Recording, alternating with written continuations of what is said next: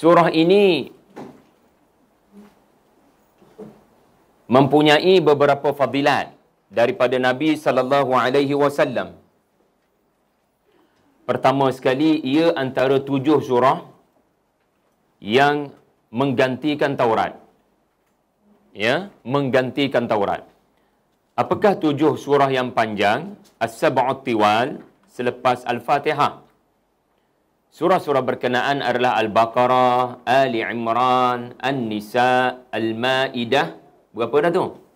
4. Kemudian kita ada Al-An'am, 5. Kemudian kita ada Al-A'raf, 6. Kemudian kita ada yang ketujuh Al-Anfal. Ya, Suratul Anfal bergabung padanya At-Taubah.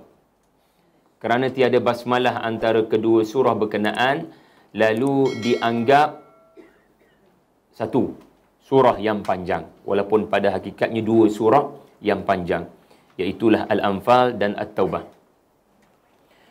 Jadi Nabi kata sallallahu alaihi wasallam, 7 surah yang panjang itu sebenarnya menggantikan Taurat. Ini menunjukkan tuan-tuan puan-puan tidak akan bertemu Taurat yang asal. Taurat yang ada sekarang walaupun digelar Taurat, tetapi Taurat itu sudah bercampur aduk antara kebenaran dan kebatilan. Saudara-saudari tak boleh nak beza mana satunya ayat Allah, mana satu rekaan makhluk. Ini Taurat sekarang. Jadi kerana Taurat sekarang kita tidak mampu untuk akses, maka Allah mengumumkan 7 surah selepas Al-Fatihah. Di dalam 7 surah yang panjang ini adanya isi kandungan Taurat. Yang mana satu wallahu alam. Tetapi bacalah. Kerana membacanya seperti membaca kitab suci Taurat. Ingat ya, kita beriman dengan semua kalam Allah. Sama ada namanya Taurat, sama ada namanya Zabur, sama ada namanya Injil, sama ada namanya Quran.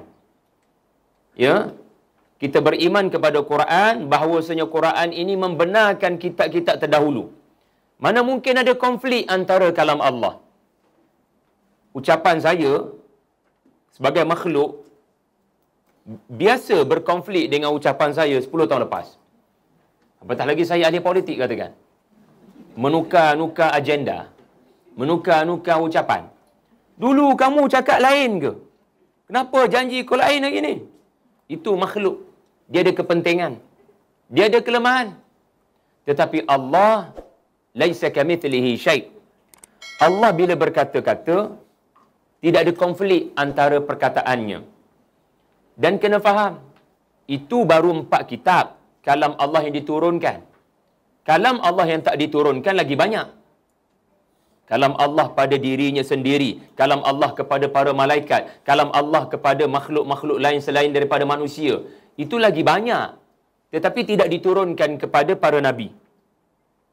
Sebab itulah Allah berfirman, 7 lautan, kalau nak tulis kalam Allah tak cukup. Tak cukup 7 lautan menjadi dakwat dengan batang-batang pohonnya sebagai kalam, tak cukup untuk menulis kalam Allah. Jadi sedikit daripada kalam Allah itu diturunkan kepada makhluk menerusi Nabi Musa Taurat, Nabi Daud Zabur, Nabi Isa Injil dan sallallahu alaihi wasallam Al-Quran. Jadi ini fadilat yang pertama, ya. Orang yang membaca Al-Quran 7 surah yang pertama, dia sedang berinteraksi dengan kitab suci Taurat yang asal dahulunya. Bukan Taurat sekarang. Taurat sekarang kita tidak tahu mana yang benar, mana yang tidak benar.